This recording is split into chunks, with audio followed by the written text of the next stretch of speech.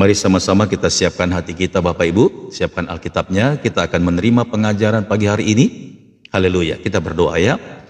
Bapa yang baik, terima kasih Tuhan, pagi hari ini kami kembali boleh Tuhan Yesus menerima pengajaran dan juga nasihat firman-Mu yang sesaat ini kami akan dengarkan Tuhan Yesus. Mari Bapa berbicaralah, mengalirlah roh-Mu, mengalirlah Tuhan apa yang di hati-Mu Tuhan Yesus melalui pengurapan daripada Roh Kudus, dan pakailah tubuh jiwa rohku dan mulut bibir lidah hamba-Mu Tuhan untuk menyampaikan apa yang ada di hati-Mu Bapa yang baik. Terima kasih Tuhan Yesus buat segala kebaikan-Mu. Kami siapkan hati kami buka hati dan pikiran kami, jiwa kami, roh kami Tuhan, untuk mendengarkan firman-Mu, sabda-Mu yang akan memimpin, menuntun kami dan memelihara kami, mengawasi kami, menjaga kami pagi, siang, dan malam. Terima kasih Bapa yang baik, kami mau duduk tenang sebab firman-Mu adalah di atas segala-galanya. Dan berbicaralah Tuhan Yesus. Saat ini Tuhan, segala yang kami dengar, semuanya kami serahkan, kami kembalikan untuk hormat, pujian, kemuliaan bagi nama Tuhan. Dalam nama Yesus, haleluya. Amin, amin, amin, amin. Iya, baik Bapak Ibu sekalian yang Pastor Daud kasihi, ya puji Tuhan kita masih bisa berjumpa dan juga masih bisa untuk sama-sama duduk diam mendengarkan firman Tuhan pada pagi hari ini. Ya tentunya kita masih berlanjut Bapak Ibu ya, masih berlanjut kita. Tuhan masih kurang puas untuk mengajarkan sesuatu kepada kita sehingga kita semakin mengerti dan semakin hati-hati Bapak Ibu. Semakin mengerti dan semakin hati-hati dalam hidup ini agar kita tidak jatuh dalam jerat iblis. Amin. Kita tahu Bapak Ibu, pengajaran ini diawali dari ketika kita sedang membahas bahwa di akhir zaman ini, ya di akhir zaman ini sebelum kedatangan Yesus kedua kali, maka iblis dan segala antek-anteknya itu bekerja keras bagaimana caranya untuk membatalkan dan menghalang-halangi anak-anak Tuhan yang sudah ditebus itu untuk tidak dapat berjumpa dengan Tuhan Yesus. Artinya, ya bagaimana caranya kedatangan Tuhan Yesus nanti kedua kali, banyak orang yang gugur, banyak orang yang jatuh, banyak orang yang akhirnya tidak naik bersama-sama dengan Tuhan atau tidak masuk ke dalam kerajaan 1000 tahun. Haleluya. Ya, jadi Bapak Ibu, kita harus mengerti ya apa-apa saja yang terjadi di akhir zaman ini, seperti apa saja pekerjaan-pekerjaan si jahat itu dan bahayanya seperti apa, dan ya kemudian apa yang terjadi, efeknya seperti apa, itu kita harus belajar Bapak Ibu. Nah, terakhir kemarin ini kita sudah belajar bagaimana kita ini ditebus oleh Tuhan, amin, ditebus oleh Tuhan dengan darahnya sendiri. Haleluya. Pagi ini saya membaca di YouTube Bapak Ibu ketika saya mengupload video pendeknya di video short ya. Lalu ada yang mengomentari, dan ini memang dia penonton yang setia. Ketika saya setiap kali upload, dia suka dengerin ya, bahkan dia sangat terberkati sekali. Cuman pagi hari ini dia kaget Bapak Ibu ketika saya membahas bahwa semua kita yang sudah ditebus oleh Tuhan ini, ya kita yang sudah dibayar lunas oleh darah Yesus, yang tadinya kita harusnya disiksa, amin, dihukum sesuai dengan perbuatan kita, dan ketika Yesus mati di kayu salib, amin, kita sudah dipindahkan dan kita tidak jadi dihukum. Yang tadinya kita menjadi budak dosa, budaknya setan, sekarang kita menjadi budaknya Yesus. Karena perpindahan lokasi Bapak Ibu, lokasi dosa dengan lokasi kekudusan, lokasi kebenaran. Nah ketika saya membahas tentang yang namanya budak, itu yang nonton YouTube Pastor Daud itu kaget Bapak Ibu. Kayaknya dia nggak terima. Nggak terima bukan nggak setuju, nggak terima dengan kata-kata budak. Dia bilang, Pastor, kayaknya untuk bilang budak terlalu keras deh katanya. Terlalu keras, saya nggak kuat ngebacanya, saya nggak kuat dengernya katanya gitu. Apa nggak bisa diganti budak itu jadi sahabat kek gitu ya. Dia mengerti isi daripada khotbah saya, dia mengerti. Tapi dia tidak siap untuk mendengarkan budak itu. Amin. Nah lalu saya jawab, sebenarnya memang ketika kita dibayar lunas sama seorang Tuhan yang baik hati seperti Yesus, sesungguhnya kita sudah diselamatkan, kemudian kita menjadi miliknya. Nah, menjadi miliknya itu bukan berarti seperti yang kita bayangkan begitu serampangannya gitu loh. Di mana-mana kalau ada orang yang istilahnya terikat dengan hutang, amin, nggak bisa bayar, maka orang itu akan menjadi budaknya si pemilik hutang itu, Bapak Ibu. Di mana-mana seperti itu. Amin. Jangankan ini kisah zaman dulu, zaman sekarang aja kalau kita berhutang, amin, kepada seseorang atau kepada instansi, apakah koperasi, apakah perbankan, Bapak Ibu, apakah saudara pikir kita bisa bebas? Nggak bisa. Sebelum kita bayar lunas, kita akan dikejar-kejar, Bapak Ibu. Dikejar-kejar pagi, siang, dan malam. Bahkan tidak jarang diteror, ditakut-takutin. Amin. Sampai saudara itu nggak bisa tidur, sampai tengah malam pun mereka bergantian mengejar saudara ketika kita terikat dengan hutang. Itu masih secara jarak jauh. Mereka bisa kejar kita, mereka bisa pantau kita, Bapak Ibu. Kemana kita pergi, ya mereka telepon, mereka WA, mereka SMS. Haleluya. Ini zaman sekarang dengan cara seperti itu terikat. Jangan harap Bapak Ibu bisa bebas. Kita terintimidasi. Sampai-sampai kita nggak berani angkat, Bapak Ibu. Kadang-kadang mereka kalau tahu alamat kita, mereka kejar, mereka gedor-gedor, Bapak Ibu. Menakutkan kalau kita punya hutang dan kita jadi budaknya orang itu. Jadi budaknya orang itu, kita ketakutan, Bapak Ibu. Kalau di zaman dulu, kalau kita tidak bisa bayar, semua barang-barang kita disita, masih juga belum bisa bayar. Sampai harga diri kita pun akan kita pakai untuk bayar orang itu. Amin. Kalau kita sudah nggak bisa bayar, maka satu-satunya adalah kita menyerahkan hidup kita ini untuk menjadi budaknya dia, Bapak Ibu. Nah lalu yang nonton YouTube saya ini, dia nggak kuat. Dia bilang, pastor, kayaknya terlalu keras dengan kata-kata budak itu. Saya jawab, Bapak Ibu, saya pakai kata budak itu biar kita sadar. Sadar kalau dulu kita budaknya dosa, sekarang budaknya Yesus. Cuman bedanya adalah ketika kita menjadi budak Yesus, kita tidak diperlakukan seperti kuasa dosa itu memperbudak kita. Perbedaan ketika kita sudah pindah kepada keselamatan, kita memang jadi budaknya Yesus, tapi Yesus tidak memperbudak kita, Bapak Ibu. Ngerti maksudnya? Kita menjadi budaknya Yesus, harus kita bikin label di hidup kita, aku ini budaknya Yesus. Tapi Yesus tidak memperbudak kita. Yesus tidak tidak menyiksa kita. Justru Yesus berkata, lakukanlah seperti apa yang aku perintahkan kepadamu dengan ketaatan, dengan hidup yang benar.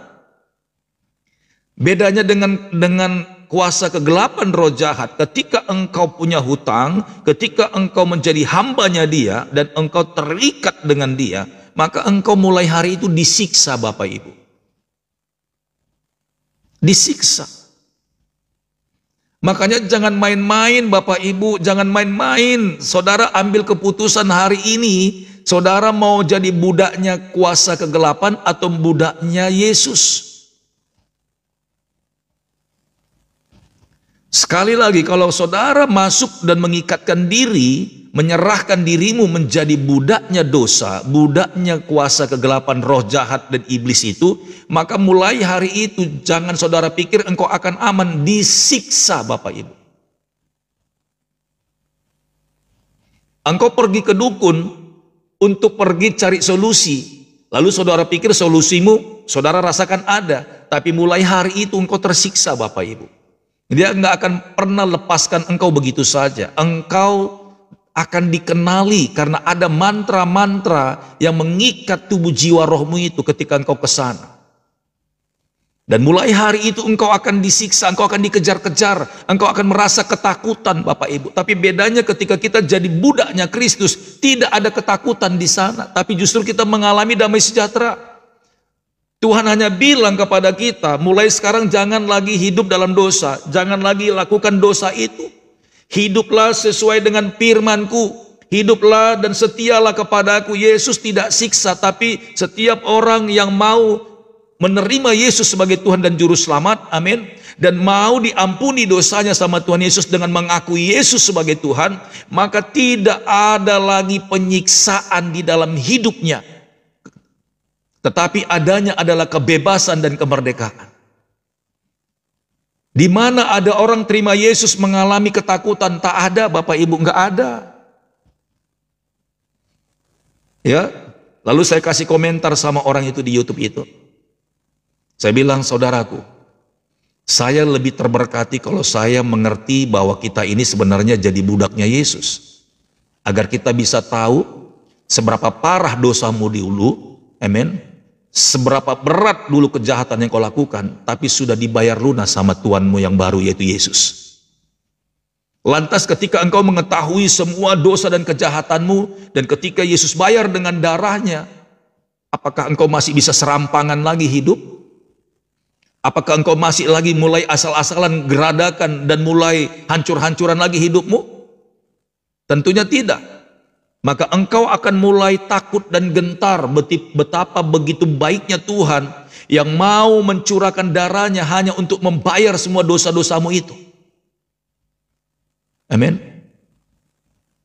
Agar kita tersadar ketika kita sudah ditebus dan sudah dibayar dengan sangat mahal dengan darah Yesus, maka kita harus mengerti bagaimana cara membalas semua kebaikan Tuhan sekalipun gak bisa kita balas, Bapak Ibu. Agar kita bisa mulai hari itu menjadi budaknya Tuhan dan kita mengabdikan diri kepadanya, tapi tidak dengan siksaan, Bapak Ibu. Kita tetap jadi budaknya Yesus, tapi tidak ada penyiksaan di situ. Haleluya. Tidak ada. Yang ada adalah keselamatan, damai sejahtera dan sukacita. Dan ketika engkau ada di dalam wilayah itu, maka dengan sukacita sekuat tenagamu, lakukanlah segala sesuatu seperti untuk Tuhan, dan hiduplah kudus dan berkenan di hadapannya. Itu adalah penyembah yang sejati, Kristen sejati. Bukan Kristen asal-asalan, Bapak Ibu. Kristen yang Paskah, ya, pas bulan Paskah datang, Kristen nafas, Natal dan Paskah. Haleluya. Sekali lagi saya katakan sama orang itu, Bapak Ibu, saya lebih terberkati kalau saya memang mengakui saya ini budaknya Tuhan. Saya ingat saya dulu punya utang banyak yang harusnya saya binasa, disiksa di api neraka. Tuhan selamatkan saya. Lantas ketika saya sadar bahwa saya tadinya punya hutang yang banyak dibayar lunas sama Tuhan, sekarang giliran saya bagaimana caranya saya bisa menyenangkan hati Tuhan. Bagaimana caranya saya mencoba membayar itu dengan ketaatan saya. Seharusnya kita semuanya jadi orang-orang yang percaya kepada Tuhan Yesus, menempatkan diri seperti itu. Sekalipun, perhatikan baik-baik, Yesus berkata, mulai hari ini aku tidak lagi menganggap engkau menjadi seorang budak, tapi menjadi seorang sahabat. Amin. Nah, ketika Yesus menjadikan kita menjadi seorang sahabat, dari situ kita tahu bahwa sekalipun Yesus menjadi tuannya kita, sekalipun Yesus menjadi majikan kita, Yesus juga punya perasaan, Bapak Ibu. Dia tidak pernah punya etikat, dia tidak punya rencana, dia tebus kita, langsung kita disiksa sama dia. Tidak, Bapak Ibu. Karena cukup satu kali, dia yang tersiksa untuk menebus kita. Dan selama-lamanya kita akan menerima keselamatan itu. Yang penting kita sadar, kita bertobat bahwa yang dulu kita adalah orang yang berdosa, yang harusnya kita dihukum, sekarang sudah dipindahkan oleh darah Yesus. Amin. Ke dalam kehidupan yang benar. Nah, ketika kita sadar di situ, maka kita mulai menata hidup kita menjadi budak-budaknya Yesus. Amin. Pengikutnya Yesus. Haleluya. Orang-orang yang sama dengan dia dan menghormati Tuhan dalam segala hal, mengasihi Tuhan. Sekalipun kita jadi budaknya Yesus, saudaraku, kita tidak dijadikannya budak untuk dibantai, tidak dijadikannya budak untuk disiksa, tapi untuk diberkati. Makanya kita dijadikannya sahabat. Sekalipun kita harus menyadari bahwa kita ini tetap menjadi budaknya Yesus. Karena Yesus sudah bayar kita. dengan lunas. Nah, bagaimana kalau sebaliknya Bapak Ibu? Saudara, kita semuanya ini karena kita tidak pernah mengerti kebenaran ini, lalu kita menjual diri kita kepada dosa. Amin. Menyerahkan hidup kita kepada dosa. Maka mulai hari itu, amin, kita ini menjadi budaknya iblis. Untuk apa? Untuk dijadikan teman. Tidak Bapak Ibu, untuk disiksa. Beda dengan kalau kita punya majikan Tuhan Yesus. Tapi kalau kita punya majikan iblis, dosa, maka kita disiksa Bapak Ibu. Nggak percaya. Saya banyak kali saudaraku doakan orang di layar ini. Amin. Dan terlihat Bapak Ibu. Anak-anak muda bahkan orang-orang tua yang mengikatkan dirinya dengan semua tipu muslihat iblis. Maka mereka dikejar-kejar ketakutan Bapak Ibu. Dikejar-kejar ketakutan. Amin. Ada banyak pintu-pintu untuk masuk, bahkan menjual hidup kita kepada kuasa kegelapan. Salah satunya pergi ke dukun, itu artinya engkau menjual hidupmu kepada kuasa kegelapan. Jangan saudara bilang tidak. Makanya saya katakan ketika engkau pergi ke sana, maka mantra-mantra itu akan mengikat hidupmu selama-lamanya, sampai Tuhan Yesus membebaskan engkau. Kemudian, kuasa kegelapan juga punya yang namanya strategi-strategi yang disebut jerat penangkap burung tadi Bapak Ibu.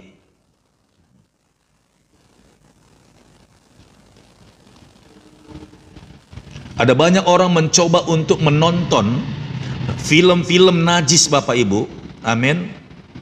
Film-film kotor Bapak Ibu. Haleluya. Awalnya sih mereka belum menyadari Bapak Ibu bahwa sebenarnya itu umpan.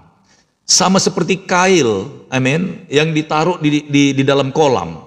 Ada umpannya di sana. Ketika ikan mulai memperhatikan pancing itu, ya kail itu, umpan itu, karena dia merasa lapar dan dia menginginkan ada sesuatu yang bergerak di situ, lalu dia makan, amin. Dia pikir dia akan kenyang.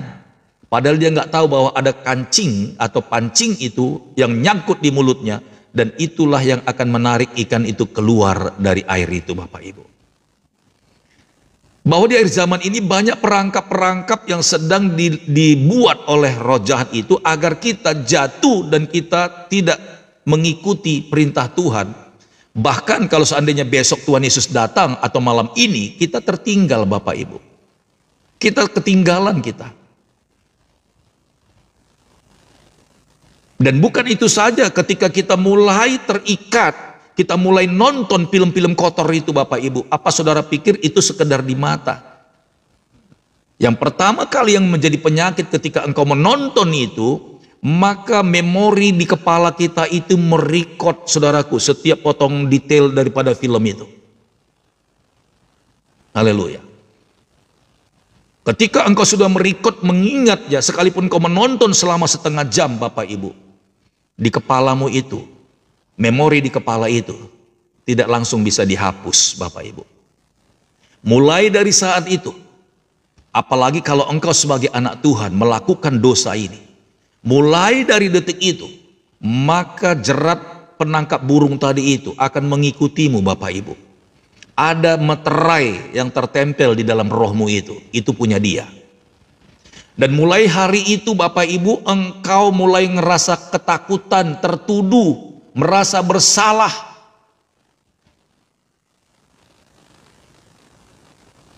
Haleluya. Engkau merasa bersalah, ketakutan. Ada banyak orang yang terikat di sini Bapak Ibu. Sekalipun dia minta ampun hari ini, tapi memori yang pertama itu belum bisa terhapus. Itu juga lah nanti yang akan mendorong dia untuk melihat lagi yang kedua kali. Itu yang namanya keterikatan Bapak Ibu. Haleluya. Jangan coba-coba masuk di wilayah ini Bapak Ibu. Ini berbahaya. Dan inilah yang menyebabkan banyak orang yang akhirnya sakit. Mungkin saudara tanya, memang apa hubungannya pastor dengan sakit penyakit? Haleluya. Ketika engkau dikejar-kejar rasa takut, rasa bersalah, amin, maka itu akan berkontraksi dengan saraf-saraf di anggota tubuhmu. Engkau tidak sakit, engkau tidak keracunan, tapi jantungmu deg-degan Bapak Ibu, deg-deg.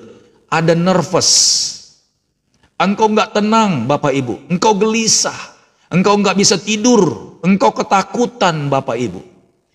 Banyak sekali orang terdeteksi di sini.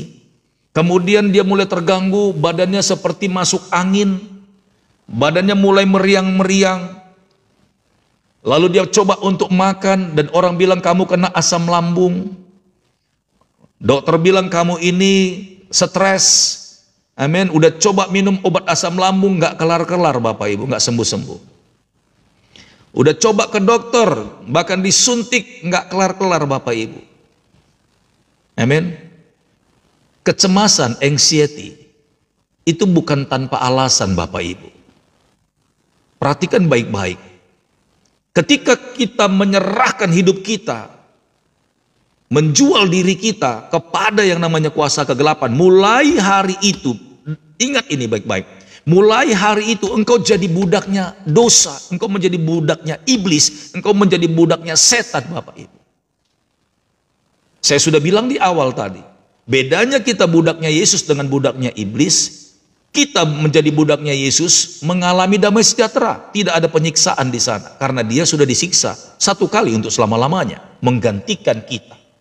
Tapi ketika engkau masuk dan menjual dirimu kepada dosa, mulai hari itu engkau disiksa.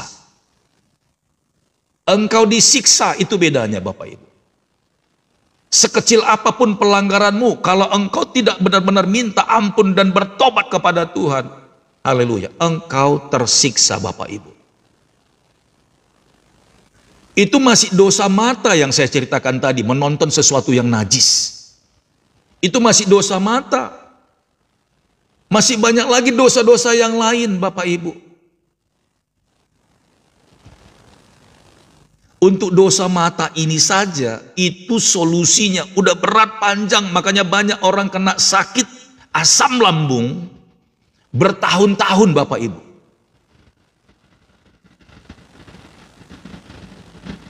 Bertahun-tahun. Nggak bisa satu hari langsung kelar Bapak Ibu. Makanya saya katakan asam lambung kalau dia memang sakit karena kita salah makan, saudara makan jenis obat tertentu, itu langsung selesai. Kalau Bapak Ibu keracunan, ya kan, itu ketahuan. Bapak Ibu buang-buang air besar, tapi mencret. Oke, saudara makan obat yang untuk itu, tunggu 1 hari 2 hari, kelar. Apalagi ada antibiotiknya, kelar Bapak Ibu. Tapi kalau saudara sudah makan itu nggak kelar-kelar, tanyalah sama diri, jujur aja sama Tuhan. Pagi hari ini kita bongkar Bapak Ibu, sebagai penyembah yang sejati, Kristen sejati, the true worshiper, udah nggak boleh lagi hidup asal-asalan Bapak Ibu, nggak boleh.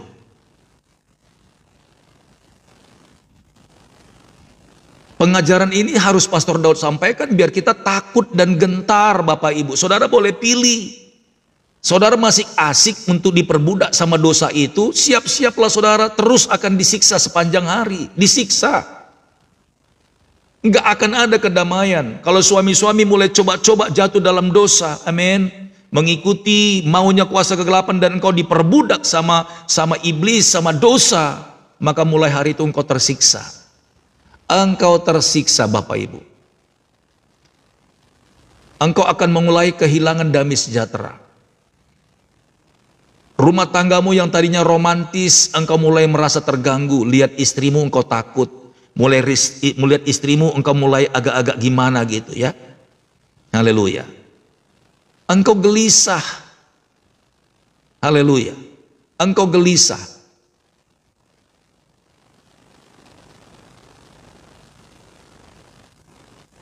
Iblis tidak akan membiarkan engkau tidur nyenyak, karena tidur nyenyak itu adalah berkat. Sekali lagi, iblis tidak membiarkan engkau tidur nyenyak, karena tidur nyenyak itu adalah berkat, damai sejahtera. Makanya kalau kita jadi budaknya Yesus, kita dibikinnya tidur nyenyak. Alkitab mengatakan orang-orang fasik mencari roti sampai larut malam, tetapi sesungguhnya berkat itu disediakan bagi anaknya yang sedang tertidur lelap. Kata tertidur lelap itu berkat Bapak Ibu. Kalau engkau menjadi budaknya dosa, engkau tidak akan, amin, tidak akan dibikinnya tidur nyenyak. Engkau gelisah, aneh-aneh mimpimu itu.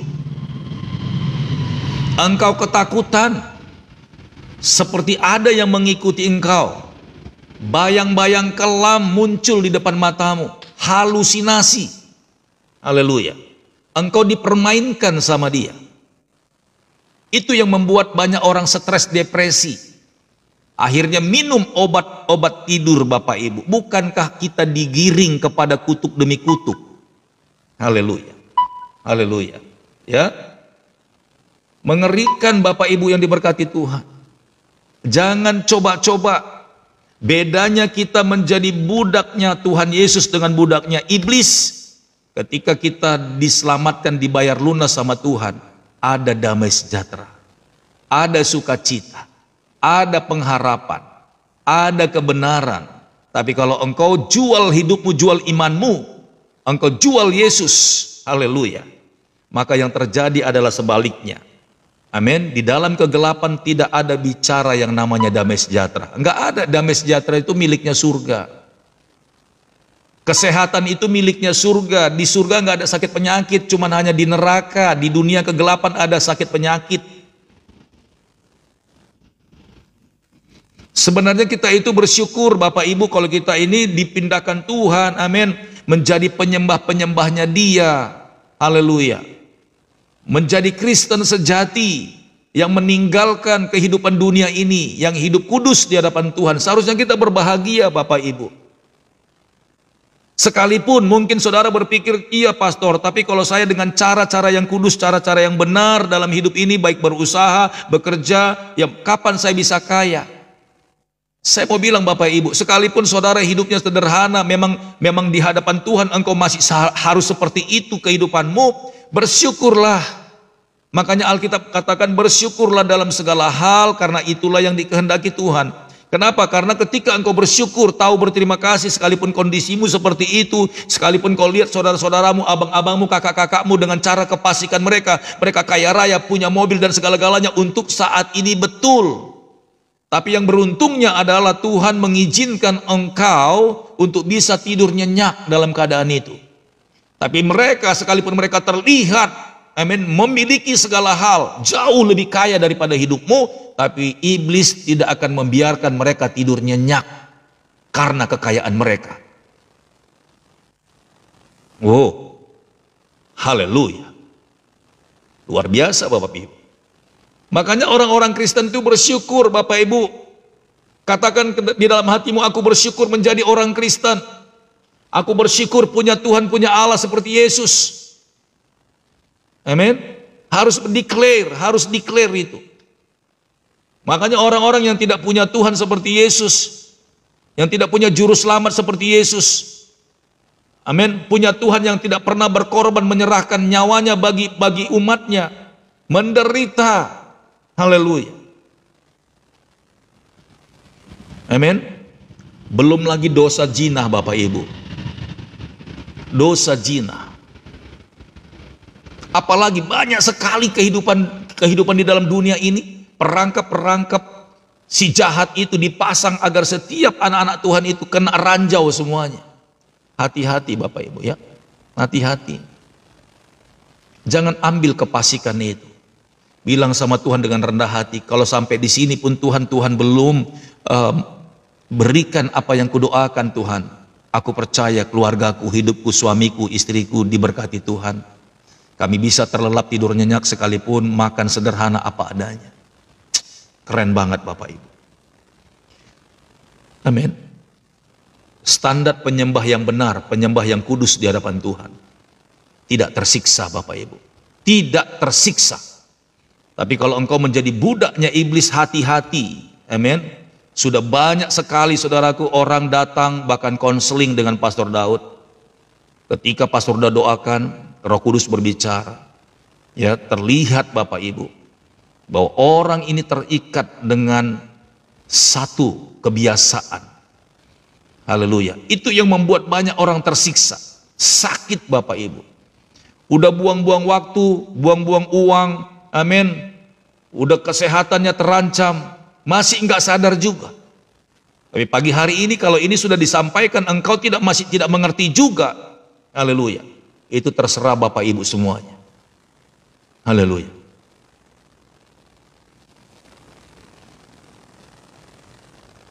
Kita akan lihat Roma 6 ayat 11 sampai 14. Roma 6 ayat 11 sampai 14.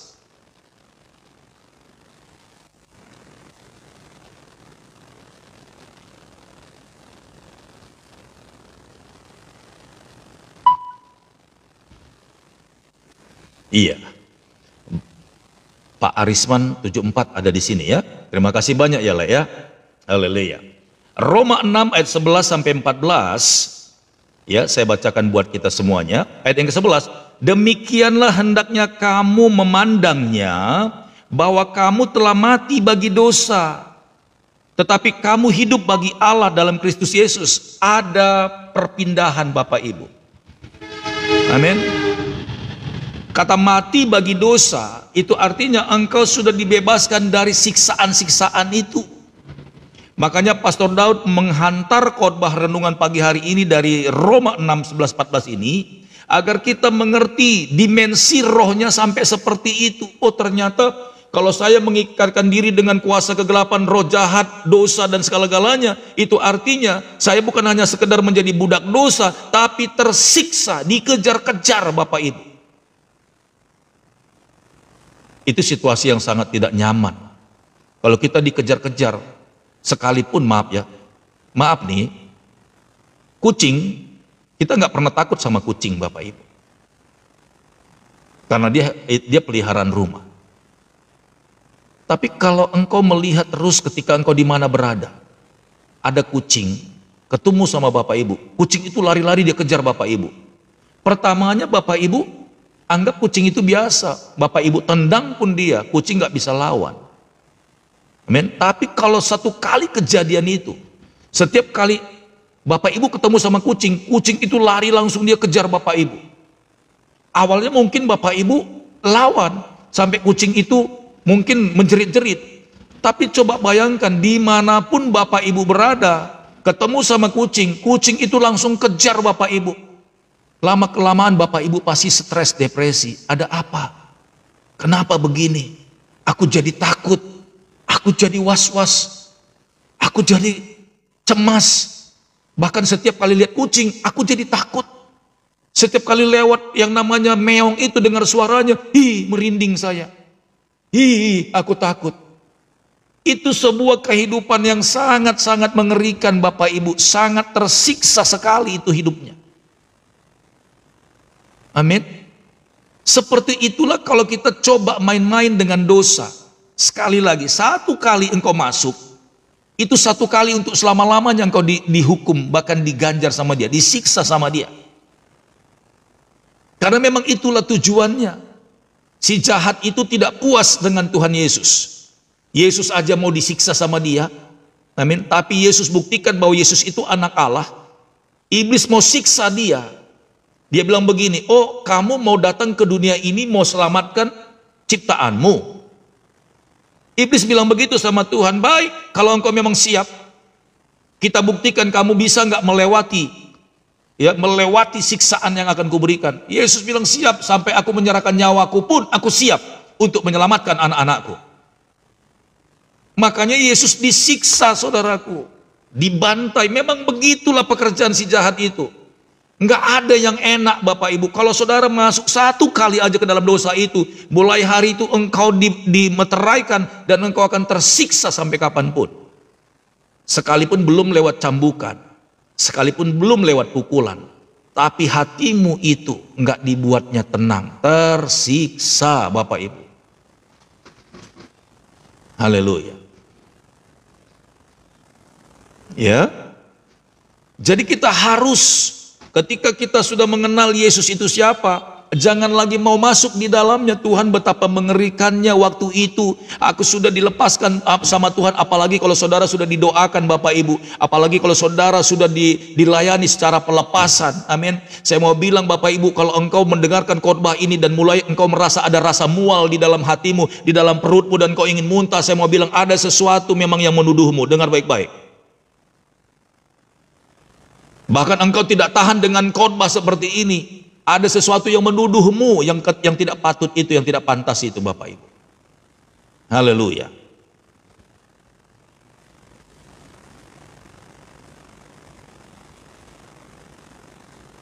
Ya, kita bersyukur Bapak Ibu. Kalau saudara sudah didoakan, dilayani, dan engkau sudah dilepaskan, mulai hari itu engkau sadar, Tuhan terima kasih banyak Tuhan Yesus.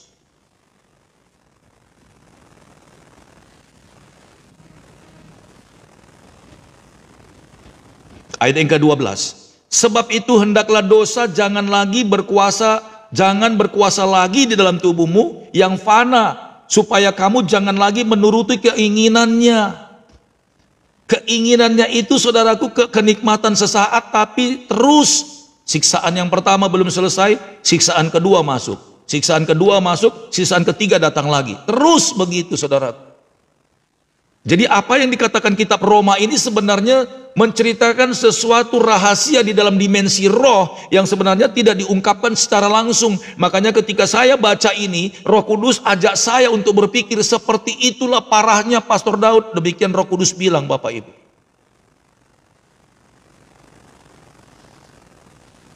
Sebab itu hendaklah dosa jangan berkuasa lagi di dalam tubuhmu. Itu artinya jangan mau lagi diperbudak sama iblis, diperbudak sama dosa. Jangan.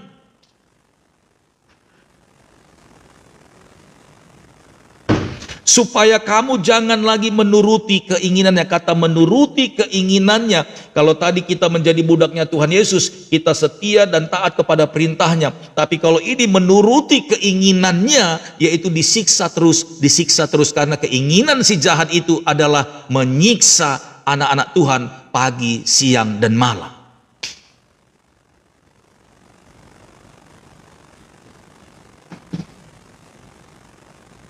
Tapi Alkitab ini bilang supaya kamu jangan lagi menuruti keinginannya. Terlalu sederhana nih ya.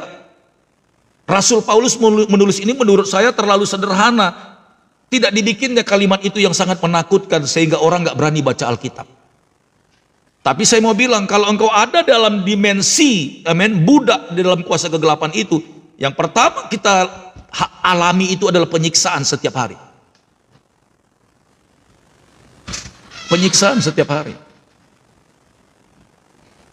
Itu sebabnya tadi kan saya kasih contoh, kalau kita menggadaikan hidup kita dengan memiliki hutang sama siapapun, maka 24 jam orang itu akan mengingat kita. Kapan ya Bapak itu bayar utangnya? Kapan ya Ibu itu melunasi utangnya? Satu hari masih dia sabar, tapi dia ingat-ingat terus. Begitulah kuasa kegelapan mengingat kita Bapak Ibu. Ketika kita punya hutang, minggu depan diingatin lagi, setelah tanggal tertentu dia telepon, Bapak Ibu ini tanggalnya sudah segini, kapan bayar hutangnya? Diingatin lagi Bapak Ibu. Awalnya sih kalimatnya sepele, belum bisa bayar. Bulan kedua dia telepon lagi, Pak ini sudah 2 bulan, tolong sadar dong Pak, itu uang kan saya butuh juga, belum bisa bayar. Bulan ketiga dia datang ke rumah, Pak ini sudah 3 bulan, kalau memang nggak bisa bayar bilang Pak, karena kalau dihitung dari bunganya bukan lagi sekian Pak, sudah naik Pak. Amin. Dia kejar terus Bapak Ibu. Bapak Ibu nggak bayar selama 1 tahun, digedor-gedor terus, bahkan dia akan panggil yang namanya bodyguard untuk tagih utang itu.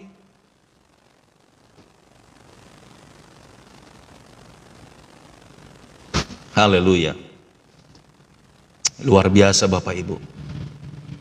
Pagi hari ini, amin, kita harus bersyukur sama Tuhan. Terima kasih Tuhan Yesus.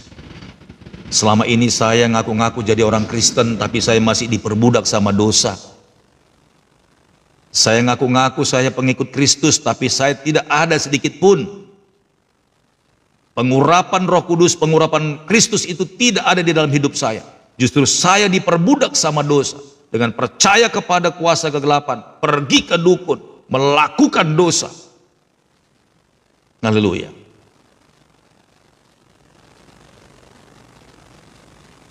Maksud daripada firman pagi hari ini, diingatkan sama Tuhan Yesus, panggil-panggil saudara. Dengerin suaraku itu, dengerin. Kembali nak, kembali, jangan terus arah ke sana ke sini, lihat saya. Kembali nak, kembali, engkau tersiksa di situ. Haleluya.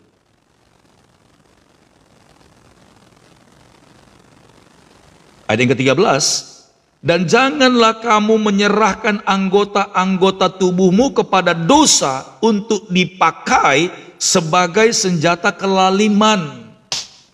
Haleluya. Amin. Matamu bisa bikin dosa. Telingamu pun bisa bikin dosa. Dari matamu itu bisa masuk yang namanya kuasa kegelapan. Siksaan itu bisa muncul awalnya dari matamu, Bapak Ibu. Dari telingamu bisa. Dari hidungmu bisa, dari mulutmu bisa. Kalau dari mulut ini bukan sekedar kata-kata, bukan sekedar pembicaraan Bapak Ibu. Tapi dari makanan dan minuman yang masuk di dalam mulutmu pun, mulut kita ini Bapak Ibu, ketika kita makan sembarangan, kita nggak pernah tahu Bapak Ibu, mana makanan yang patut untuk dimakan, mana yang tidak. Bukan hanya karena makanan itu sudah basi ataupun sudah ketularan dengan bakteri, tidak. Tapi ada makanan-makanan yang sudah diisi, sudah dimantra-mantrai, sudah dilibatkan kuasa kegelapan di dalamnya. Lalu engkau makan makanan itu, maka mantra-mantra itu masuk ke dalam tubuhmu. Bagi sebagian orang, kalau apa yang Pastor Daud ceritakan ini nggak percaya Bapak Ibu. Haleluya. Tapi waspadalah. Apa yang Pastor Daud katakan ini bukan sekedar yang namanya dongeng.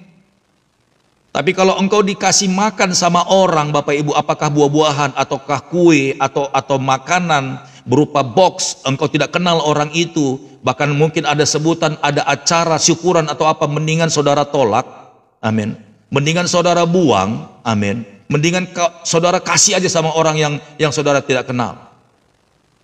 Karena bisa jadi makanan dan minuman atau buah-buahan itu sudah diisi Bapak Ibu, dan kau makan, terlebih lagi engkau tidak dekat dengan Tuhan dan engkau tidak ada penyertaan pengurapan Roh Kudus. Haleluya.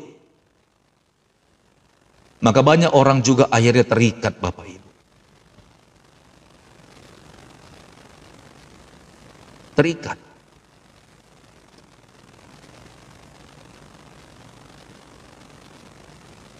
Jadi kalau ada hamba-hamba Tuhan seperti Pastor Daud juga sering sekali doa, amin, segala kuasa kegelapan roh jahat yang masuk lewat mata, keluar lewat mata, yang masuk lewat telinga, keluar lewat telinga, yang masuk lewat hidung, keluar lewat hidung, yang masuk lewat mulut, keluar lewat mulut, itu ada alasannya Bapak Ibu, bukan sekedar berdoa, bukan sekedar ucap Bapak Ibu. Haleluya. Mungkin engkau bisa menjaga matamu, tapi kan kuasa kegelapan ini kan kepingin sekali kan untuk menjerat orang-orang. Haleluya. Jadi dia pakai dengan berbagai macam cara Bapak Ibu. Kita harus waspada, hati-hati, berjaga-jaga. Kalau memang Bapak Ibu ya hatimu nggak damai sejahtera makan itu, mendingan biarkan aja. Kalau orang paksa, enggak, aku udah kenyang. Sekalipun kau sedang lapar selapar-laparnya, demi keselamatan dan kesehatan tubuhmu, jangan dimakan Bapak Ibu. Mendingan engkau pulang ke rumah, tahan laparmu, sekalipun cuma hanya makan telur goreng Bapak Ibu. Naikkan ucapan syukurmu. Makanya Bapak Ibu semuanya harus sering-sering rajin-rajin masak sendiri. Karena kita tidak tahu, orang-orang yang berjualan di luar sana itu juga sudah melibatkan kuasa kegelapan agar dagangannya laris manis.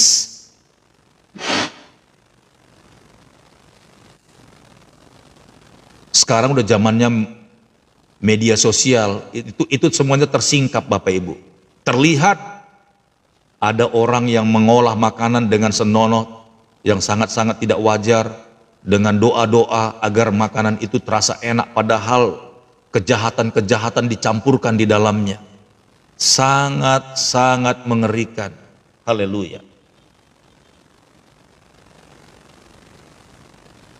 Ya. 13, dan janganlah kamu menyerahkan anggota-anggota tubuhmu kepada dosa untuk dipakai sebagai senjata kelaliman, tetapi serahkanlah dirimu kepada Allah. Kata serahkan itu artinya engkau menyerahkan hidupmu, diperbudak sama Allah, sama Tuhan. Amin. Enggak setengah-setengah, serahkan. Haleluya. Ya. Tetapi serahkanlah dirimu kepada Allah sebagai orang-orang yang dahulu mati, dahulu diperbudak, dahulu terikat dalam dosa, tetapi yang sekarang hidup, dan serahkanlah anggota-anggota tubuhmu kepada Allah untuk menjadi senjata-senjata kebenaran. Haleluya. Jadi ini dua tuan Bapak Ibu. Yang satu, yang tuan yang satu ini bengis, yang tuan yang satunya ini benar-benar penuh kasih sayang. Tapi entah kenapa orang-orang kok suka ya memilih yang tuan yang bengis itu ya. Tuan yang penuh dengan siksaan-siksaan itu. Entah kenapa orang-orang suka di situ. Haleluya. Jelas-jelas apa yang dia lakukan itu semuanya kedagingan Bapak Ibu. Ayat 14, sebab kamu tidak akan dikuasai lagi oleh dosa, artinya tidak diperbudak, artinya tidak disiksa, karena kamu tidak berada di bawah hukum Taurat, tetapi di bawah kasih karunia. Haleluya. Ini maksudnya gini Bapak Ibu, jangan sampai saudara bingung di ayat 14 ini ada hukum Taurat dan ada kasih karunia. Waktu sebelum ada hukum Taurat Bapak Ibu, ya tangkap ini baik-baik biar saudara dapat mengerti ketika dihubungkan hukum Taurat dengan kasih karunia. Sebelum hukum Taurat ada, manusia sudah berdosa Bapak Ibu. Dari Adam terus ya sampai kepada Nuh terus, bahkan hukuman Tuhan terhadap manusia dibinasakan semuanya. Sampai zaman Abraham juga. Karena belum ada peraturan-peraturan Bapak Ibu. Jadi Allah mau menghukum manusia secara langsung pribadi lebih pribadi, tidak bisa karena tidak ada alasannya. Tapi manusia sudah cenderung berbuat dosa karena memang gara-gara satu orang Adam itu Bapak Ibu. Itulah kutuk dosa namanya.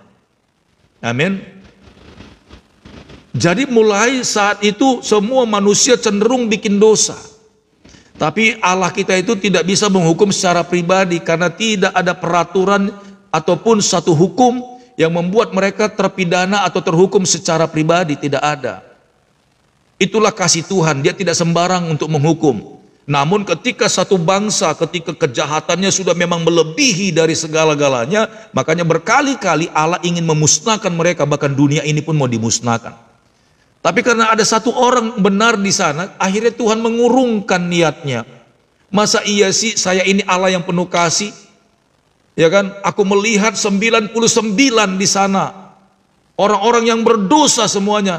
Lantas satu orang yang setia, satu orang yang benar itu akhirnya saya bunuh juga. Tuhan nggak bisa begitu Bapak Ibu. Makanya berkali-kali kejadian itu, lalu muncullah Nuh. Nuh itu diselamatkan, dari Nuh itulah akhirnya kehidupan yang baru muncul. Begitu juga di zaman Abraham, satu kota Sodom dan Gomora akan dihancurkan semuanya. Tapi gara-gara ada satu orang Abraham itu Bapak Ibu, dia membela Sodom dan Gomora. Akhirnya Lot dan keluarganya diselamatkan sama Tuhan. Sekalipun Sodom dan Gomora sempat Tuhan hancurkan Bapak Ibu. Haleluya. Begitu juga Niniwe. Allah berkata bahwa semua kejahatan kota Niniwe sudah naik ke hadiratku dan semua dosa mereka sudah terlalu kelewatan. Pergilah Yunus, sampaikanlah firmanku. Maksudnya Tuhan, kalau firman itu sudah disampaikan, sudah ada peringatan, maka kalau Niniwe tidak bertobat, maka Tuhan tidak bisa dipersalahkan gitu loh. Lalu Niniwe itu dihancurkan. Tapi herannya lagi ketika Yunus tersadar dari kesalahannya dan dia pergi ke Niniwe, sampaikan pesan firman Tuhan itu, Niniwenya bertobat, nggak jadilah Tuhan untuk menghukumnya. Jadi ketika di zaman Musa Bapak Ibu, itulah yang Tuhan mau buat. Dikirimkannya lah hukum Taurat itu, 10 perintah itu, ya, agar setiap orang wajib hidup di dalam hukum Taurat itu. Barang siapa orang yang hidup dalam hukum Taurat itu dan mematuhinya, maka jiwanya hidupnya terpelihara. Tapi barang siapa yang melanggar perintah itu, 10 perintah itu, maka dia dihukum karena sudah ada peraturannya. Jangan mencuri, kau mencuri, kena ganjar lah. Jangan membunuh, kau kena hukuman. Gitu loh. Kalau dulu nggak bisa Bapak Ibu, karena tidak ada peraturan hukum atau undang-undang yang berlaku. Jadi barang siapa yang berbuat dosa dia harus dihukum. Itu pada saat hukum Taurat sudah ada. Tetapi ketika Yesus menggenapi semuanya itu, Yesus mati. Amin. Makanya Yesus berkata, aku bukan untuk meniadakan hukum Taurat tapi menyempurnakannya. Haleluya. Nah, Yesus mati untuk mengampuni semua dosa manusia yang percaya kepadanya. Dia tidak menghapus hukum Taurat. Tetapi orang yang berdosa, amin, itu bukan larinya dihukum, tapi ada belas kasihan pengampunan dari Tuhan. Yang penting percaya. Jadi hukum Taurat itu, yang orang yang terhukum itu sudah tidak masuk lagi dalam hukum Taurat, tapi dalam kasih Kristus. Itu maksudnya Bapak Ibu. Makanya dikatakan di sini, sebab kamu tidak akan dikuasai lagi oleh dosa karena kamu tidak berada di bawah hukum Taurat, tetapi di dalam kasih karunia. Haleluya. Ya, jadi kita bisa mengerti Bapak Ibu, semua dosa yang kita perbuat itu kita tidak dihukum lagi dengan cara hukum Taurat, tapi dengan kasih karunia-Nya Tuhan. Haleluya. Ya, jadi Yesus itu ada di atas hukum Taurat itu.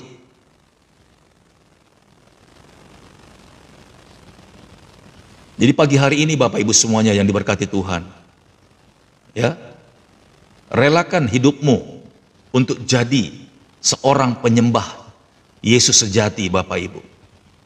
Penyembah Yesus sejati, jangan lagi mau diperbudak sama dosa.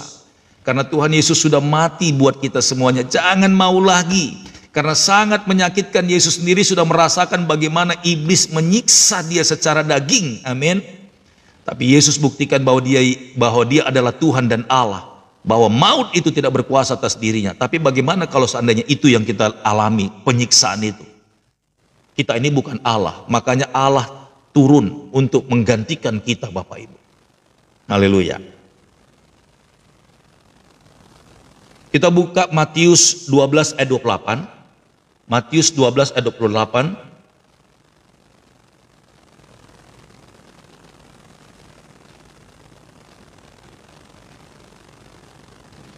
Matius 12 ayat 28.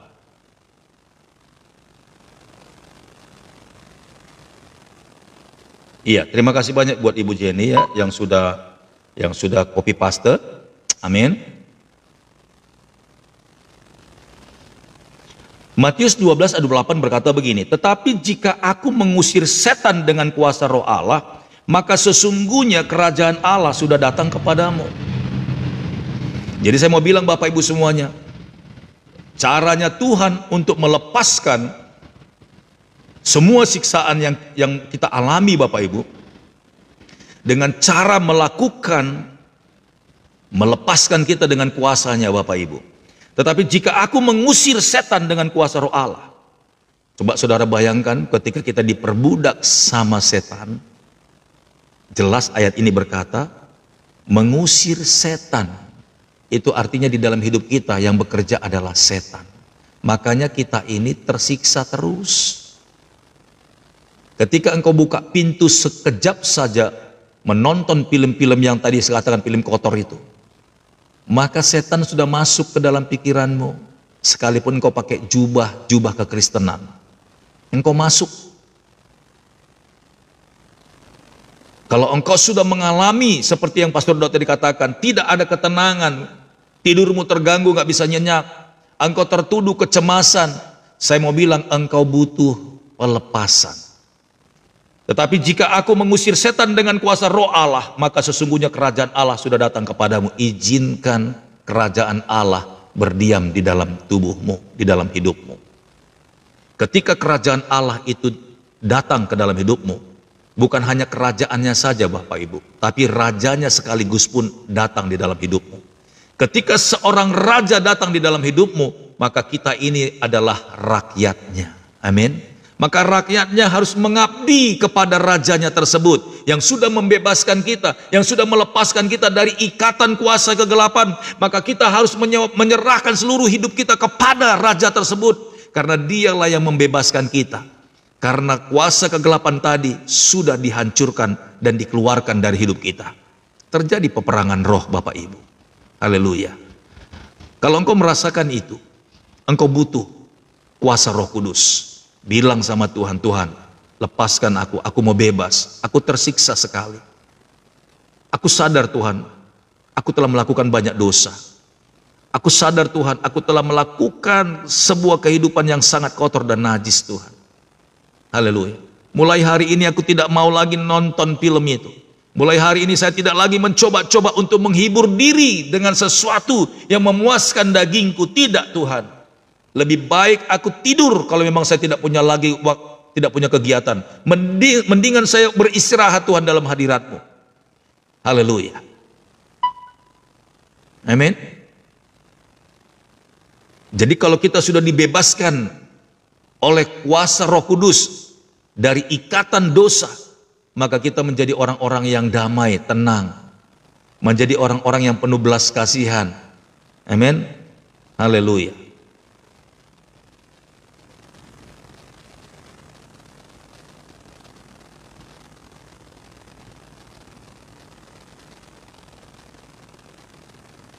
Coba kita baca ayat yang terakhir Bapak Ibu, Wahyu 22 ayat 14.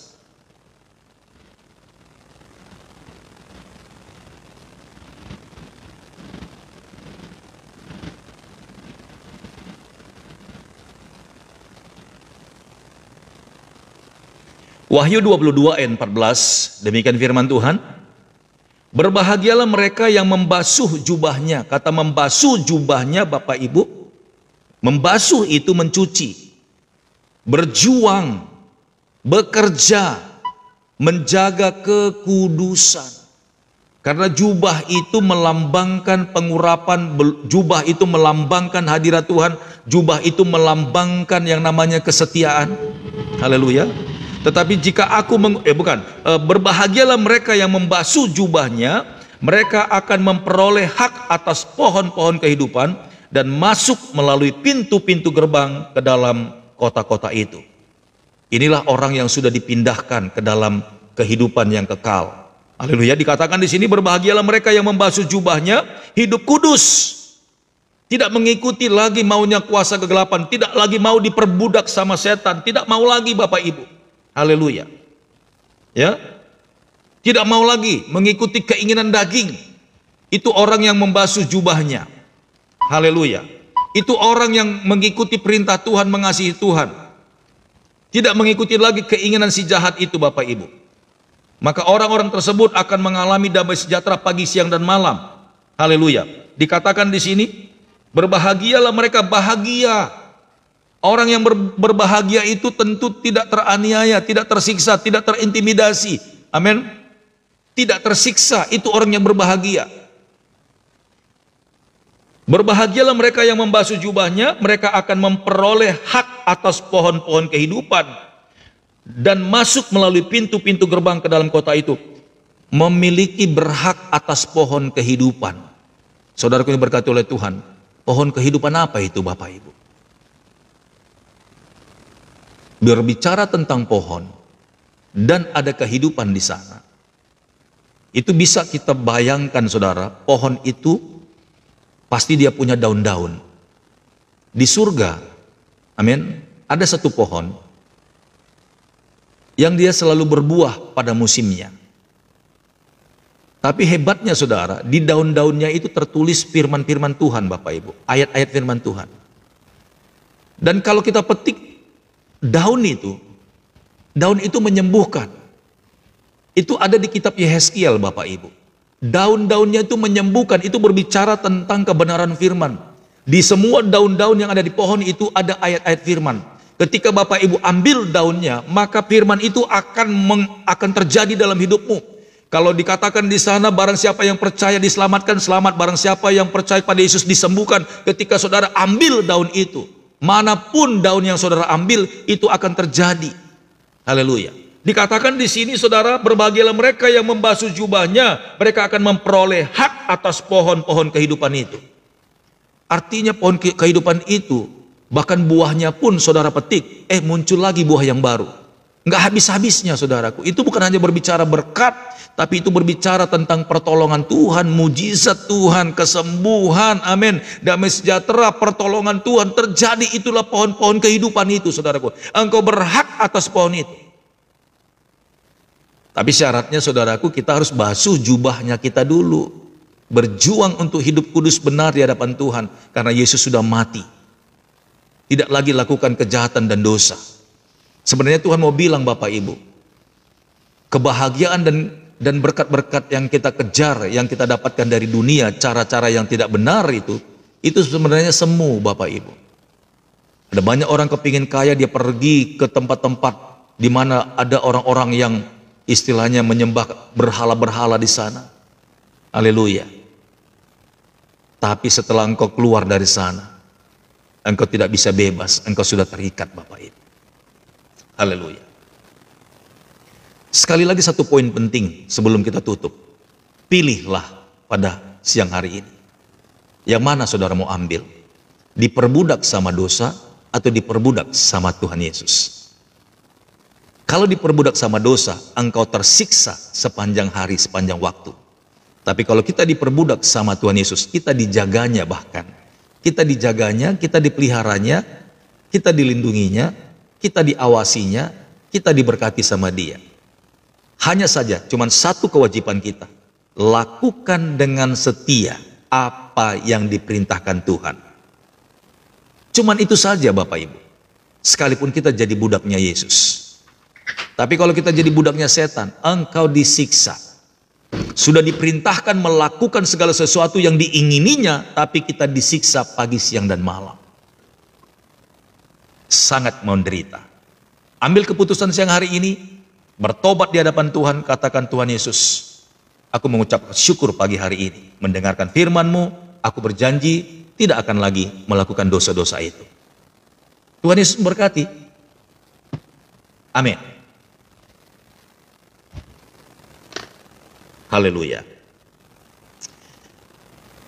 Kiranya firman Tuhan yang Bapak Ibu dengarkan memberkati Bapak Ibu semuanya ya. Tuhan Yesus dahsyat. Haleluya.